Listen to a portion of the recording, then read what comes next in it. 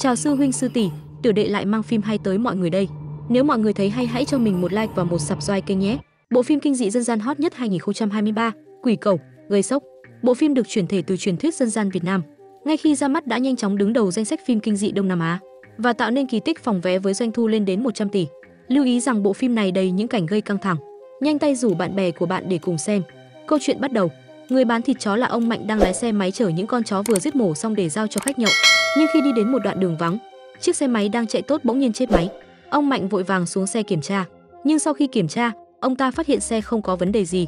Ông Mạnh không nghĩ ngợi nhiều, ông quay sang mương nước bên đường để rửa tay.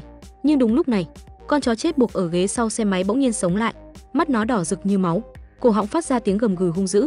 Khi ông Mạnh quay lại nhìn thì mọi thứ trở lại bình thường. Ông nghĩ đó chỉ là tiếng gió, nhưng ngay giây tiếp theo, ông Mạnh ngã nhào xuống ao nước.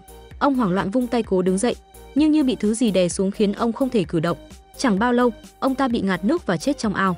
Dân làng đều cảm thấy khó hiểu trước cái chết của ông Mạnh. Người bình thường không thể tự dìm chết chính mình. Vì vậy, họ suy đoán ông Mạnh có thể đã đi lạc vào đường ma quỷ vào ban đêm. Hơn nữa, sau khi chết, mắt ông ta chuyển thành màu xanh xám, trông vô cùng đáng sợ. Vợ ông ta, bà Nga, sợ hãi không dám lại gần thi thể, chỉ đành để con trai tên Nam đến vuốt mắt cho cha. Bỗng nhiên thi thể mở mắt, làm mọi người hét lên sợ hãi. Nhưng điều kinh hoàng hơn là thất khiếu trên mặt ông Mạnh chảy ra máu đen, tất cả chảy về phía vết thương trên cổ ông ta. Vết thương này trông giống như dấu răng cắn. Dù thấy lạ, Nam cũng không để tâm nhiều. Hơn nữa, bạn gái của Nam, Xuân, đang mang thai. Sợ tang lễ ảnh hưởng đến đứa bé, anh ta vội đưa Xuân vào nhà. Ngay khi Xuân bước vào nhà Nam, cô cảm thấy đau đầu và choáng váng. Cô đột nhiên quay lại, kết quả là thấy ông Mạnh đã chết đang đi theo sau cô. Em sao vậy? Có chuyện gì à? Xuân nghĩ mình nhìn nhầm nên không nói gì thêm. Nhưng con chó trong nhà Nam sợ hãi trốn dưới bàn. Đến tối, Nam đang một mình canh linh cữu cha, bỗng nghe thấy tiếng động dưới quan tài.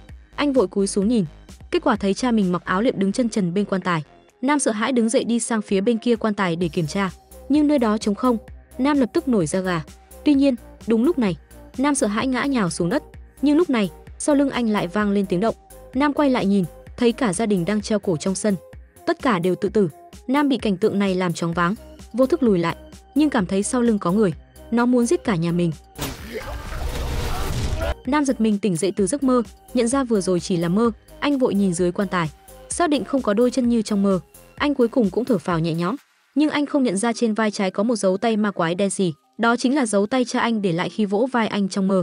Vậy nên, có phải hồn ma của cha anh muốn báo mộng để nói điều gì? Sáng hôm sau là ngày chôn cất. Nam đã chọn một mảnh đất phong thủy tốt cho cha. Khi quan tài được hạ xuống, đất hai bên hố bỗng nhiên chuyển động kỳ lạ. Sau đó, di ảnh của cha trong nhà rung lên dữ dội, nhưng không ai nhận ra điều bất thường. Sau khi lo xong tang lễ của ông Mạnh, chú hai của Nam lập tức tiếp quản cửa hàng thịt chó của ông Mạnh, lại bắt đầu giết chó bán thịt. Nghe nói chó đang cho con bú rất bổ dưỡng, chú hai mua một con chó đang cho con bú, trói 4 chân nó, treo lên để giết. Chó bị rút máu, tiết chó ngon đấy. Sau khi uống một cốc lớn máu chó, chú hai lập tức cảm thấy sảng khoái. Sau đó, chú giết con chó và cô út lập tức mang một bát nhựa mận lớn đến cho Xuân, bảo cô thử thịt chó mới làm.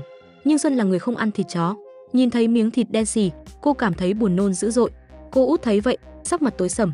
Thịt chó nó vừa ngon, vừa mát, thế mà chê không ăn. Xuân bị ánh mắt của cô út làm cho sợ hãi. May mắn thay, lúc này Nam đến, cô út mới không tiếp tục ép cô ăn thịt chó.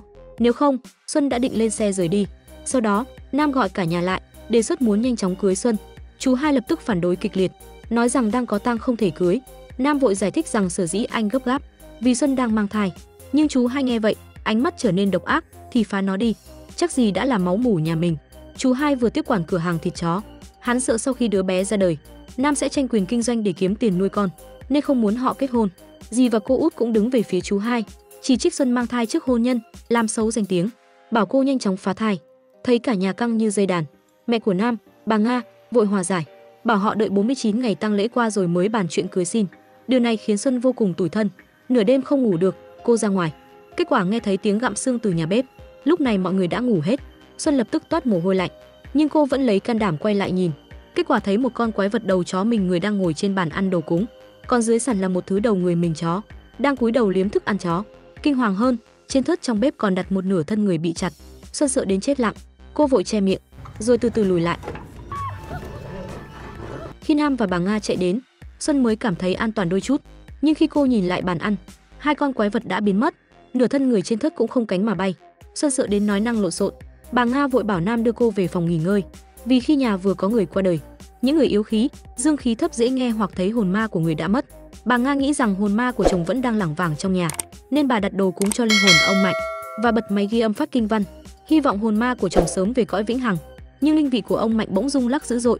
Bà Nga sợ hãi mặt cắt không còn giọt máu, vội đứng dậy tắt máy ghi âm. Lúc này rung lắc mới ngừng, nhưng ngay sau đó, trên mái nhà vang lên tiếng bước chân kỳ lạ. Mỗi bước đi lại làm vỡ một mảnh ngói. Sợ hãi ngẩng đầu lên nhìn, kết quả thấy trên mái nhà xuất hiện một đôi mắt đỏ rực, nhìn chằm chằm đầy hung dữ.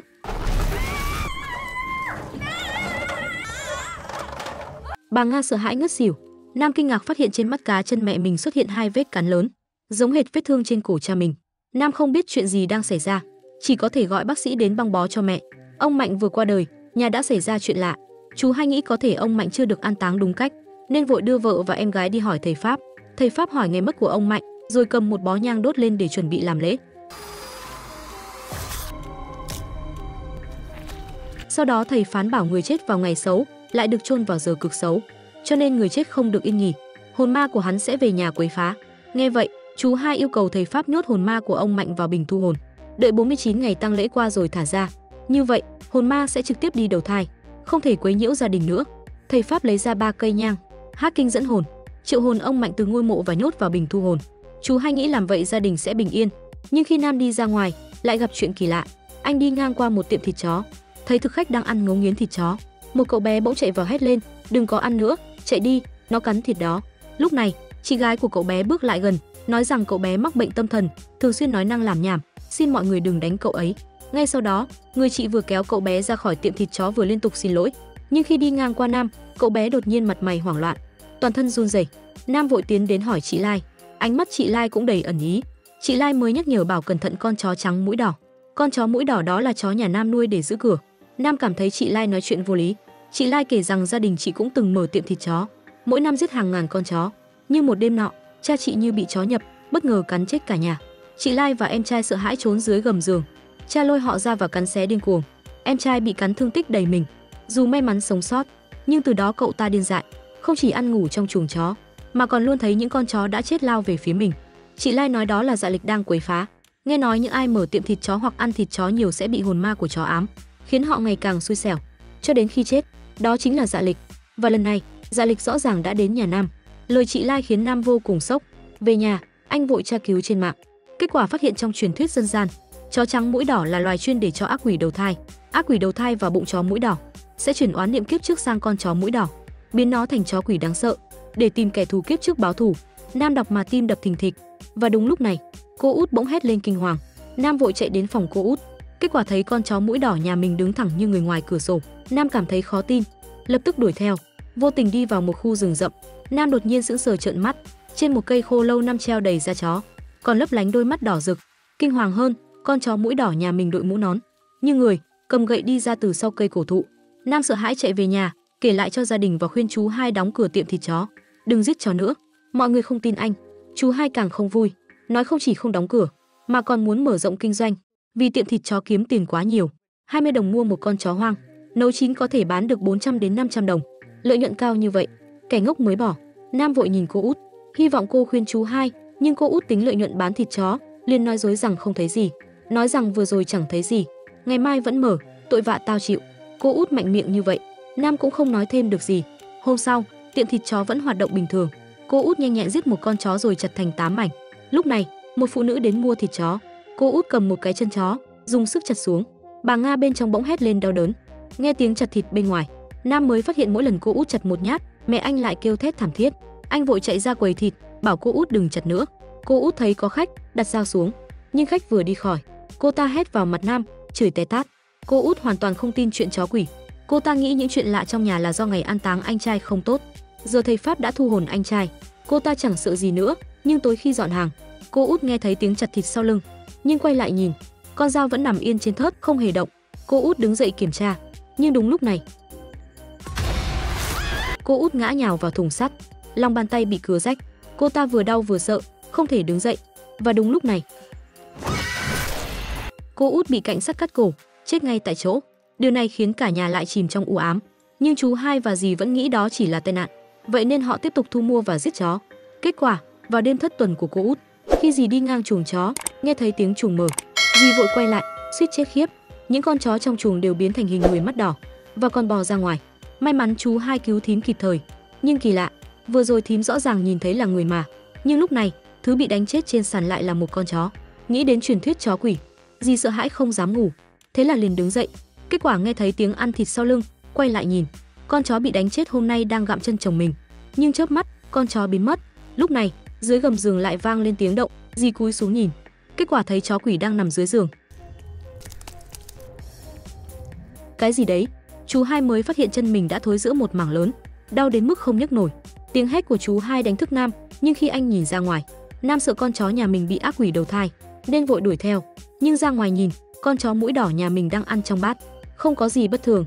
Nam lập tức thở phào, nhưng giây tiếp theo, Nam sợ hãi hoảng loạn, con chó mũi đỏ biến mất, nhưng cánh tay Nam bị cắn. Lần này anh càng tin đó là chó quỷ quấy phá, nhưng chú Hai vẫn nghĩ là do mộ của ông Mạnh có vấn đề, nên lại tìm thầy pháp, hy vọng làm hồn ma của anh trai tan biến. Thầy pháp nói làm vậy sẽ tổn âm đức, sẽ có báo ứng xấu cho huyết thống và con cháu. Chú Hai đành từ bỏ, nhưng thầy pháp nói có một thuật gọi hồn, có thể nhốt 3 hồn 7 vía của người chết mãi mãi, hiệu quả gần giống tan hồn. Chú Hai nghe vậy muốn dùng cách này, nhưng làm vậy Nam và bà Nga chắc chắn không đồng ý, nên chú Hai quyết định làm bí mật để đánh lạc hướng Nam. Hắn bỏ thuốc phá thai vào canh của Xuân, khiến Xuân đột nhiên xuất huyết. Nam phát hiện, vội đưa Xuân đến bệnh viện. Chú Hai nhân cơ hội gọi thầy pháp đến nghĩa trang.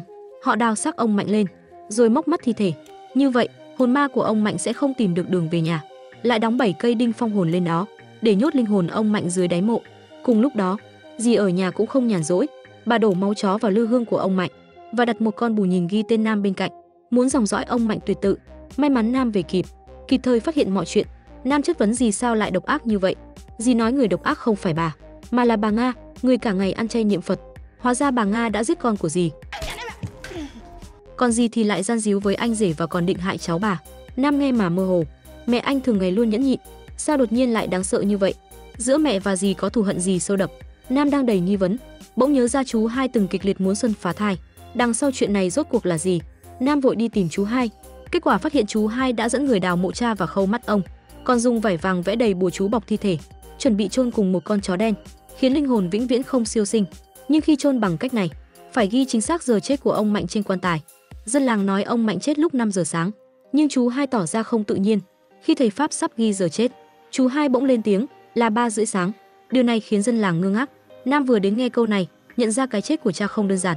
Anh lập tức ép hỏi chú Hai. Kết quả biết được ngày ông Mạnh chết đuối, chú Hai và dì tình cờ đi ngang qua, nhưng cả hai không tiến lên cứu, vì ông Mạnh chết là đáng đời. Hóa ra từ nhiều năm trước, ông Mạnh đã nhiều lần xâm phạm vợ chú Hai. Chú Hai phát hiện, tìm anh trai tính sổ, nhưng ông Mạnh không sợ hãi, bảo em trai biết điều thì im lặng, không thì chim cút. Lúc đó ông Mạnh mở tiệm thịt chó lớn nhất thị trấn, nên giàu có và ngang ngược. Dù là anh em ruột, ông Mạnh luôn chèn ép chú Hai, không cho hắn cơ hội ngóc đầu. Hơn nữa, ông Mạnh còn thường xuyên bắt nạt vợ chú Hai và khiến bà mang thai. Khi bà Nga biết chuyện, bà ép vợ chú Hai uống lượng lớn thuốc phá thai, phá bỏ đứa bé. Nhưng do liều thuốc quá mạnh, dì từ đó không thể mang thai nữa. Chú Hai càng hận ông Mạnh thấu xương, nên khi thấy ông Mạnh chết đuối, hắn không cứu, mà còn nghĩ là trời có mắt. Những chuyện này Nam chưa từng biết. Anh nghĩ chú Hai cố tình bôi nhọ cha mình, nên xông lên đánh nhau với chú Hai. Kết quả bị chú Hai dùng gạch đập ngất, ngã xuống đất, nửa ngày không phản ứng. Dân làng và thầy pháp thấy vậy sợ hãi bỏ chạy, nghi thức làm giờ bị gián đoạn. Chú Hai sợ hồn ma của ông Mạnh tìm đến, thế là vội vàng chạy về nhà, muốn đưa vợ bỏ trốn. Kết quả thấy chó quỷ cầm gậy đứng trên mái nhà. Chú Hai sợ hãi không biết làm gì, chó quỷ lao về phía hắn. Nhưng chó quỷ không cắn xé chú Hai, mà phun một bãi nước bọt lên mặt hắn. Chú Hai thoát chết trong gang tấc, nghĩ mình đã qua được kiếp nạn. Nhưng không lâu sau, mặt hắn thối rữa biến dạng, rồi mọc ra mõm chó và răng chó. Dì thấy cảnh này sợ hãi hét lên liên tục, trốn lên giường run rẩy. Nhưng chú Hai gầm lên như chó quỷ, rồi túm lấy chân bà, thô bạo kéo bà vào bếp. Trong bếp, một nồi nước sôi đang sôi sùng sục. Chú Hai mở nắp nồi, ấn vợ vào trong. Dì sợ hãi kêu la, van xin thảm thiết. Nhưng chú Hai đã bị chó quỷ kiểm soát, hắn lại túm vợ, ấn thẳng vào nồi nước sôi. Khi Nam nghe tiếng hét chạy đến, dì đã bị bỏng đến biến dạng mặt mũi. Lúc này, từ phòng mẹ lại vang lên tiếng hét xé lòng. Nam vội chạy đến, kết quả thấy chú Hai cầm đèn lửa điên cuồng đốt cơ thể bà Nga. Nếu không có Xuân liều chết ngăn cản, bà Nga đã bị nướng chín như chó. Nam muốn kéo chú Hai ra, nhưng bị chú Hai tóm cổ đập mạnh vào tường. Nam không có sức chống cự, nhanh chóng bị chú Hai đè lên thớt, muốn chặt tay anh. Nam lúc này mới phản ứng lại, chó quỷ muốn cả nhà họ nếm trải nỗi đau của chó bị giết. Ông Mạnh thường dìm chó xuống nước đến chết, nên hắn bị ấn xuống ao. cũng đến trải nỗi đau chết đuối. Cô út và dì thường chặt thịt nấu thịt, nên một người bị cắt cổ, một người bị nhúng nước sôi, chú hai thì hành hạ chó đủ kiểu. Kết quả biến thành nửa người nửa chó. Giờ Nam muốn sống phải giết chú hai. Trong tình thế sống chết, Nam không màng tình thân, bắt đầu đấm đá chú hai.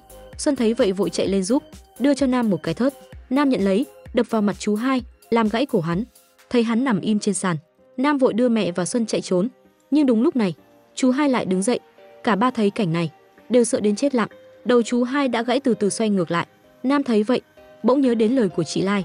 Chị từng nói người bị chó quỷ kiểm soát sẽ mất hết nhân tính và bị ma hóa, chỉ có sấm sét mới tiêu diệt được. Nam vội đẩy mẹ và Xuân ra ngoài, chuẩn bị một mình đối phó chú hai. Nhưng chú hai cầm dao trên thớt, định chặt Nam. Nam sợ hãi chạy vào rừng. Chú hai cầm dao đuổi theo không ngừng. Phía trước là cây khô chứa vô số hồn chó, nơi đó dễ hút sấm sét. Nam dồn sức chạy về phía cây khô, nhưng vừa đến dưới cây, chú hai như chó quỷ gầm rú lao về phía anh. Nam sợ hãi né sang bên. Chú hai lao thẳng vào cây khô, đúng lúc đâm vào một cành cây nhọn, xuyên qua tim. Nam thấy vậy cuối cùng thở phào, nhưng không ngờ giây sau, chú hai mở mắt, lại sống lại kỳ lạ. Nam lập tức lao tới, dùng cơ thể đè chú hai, giữ chặt hắn trên cây khô. Chó quỷ trong cơ thể chú hai nổi cơn thịnh nộ, cố hấp thụ âm khí từ cây khô để phản công, nhưng luồng âm khí lớn lại dẫn đến một tia sét, đánh thẳng vào người chú hai, giết chết chú hai cùng chó quỷ trong người hắn ngay tại chỗ. Cuối cùng chấm dứt tai họa này. Nam sống sót sau kiếp nạn, vội đóng cửa tiệm thịt chó, thề không bán thịt chó nữa. Nam không muốn bị chó báo thù lần nữa. Xử lý xong mọi việc, anh đưa mẹ và Xuân rời khỏi nơi đau buồn này. Câu chuyện hôm nay đến đây là hết. Nếu các vị sư huynh sư tỷ thấy hay, hãy cho tiểu đệ một like, một subscribe kênh nhé. Hẹn gặp lại các vị sư huynh tỷ muội ở video sau.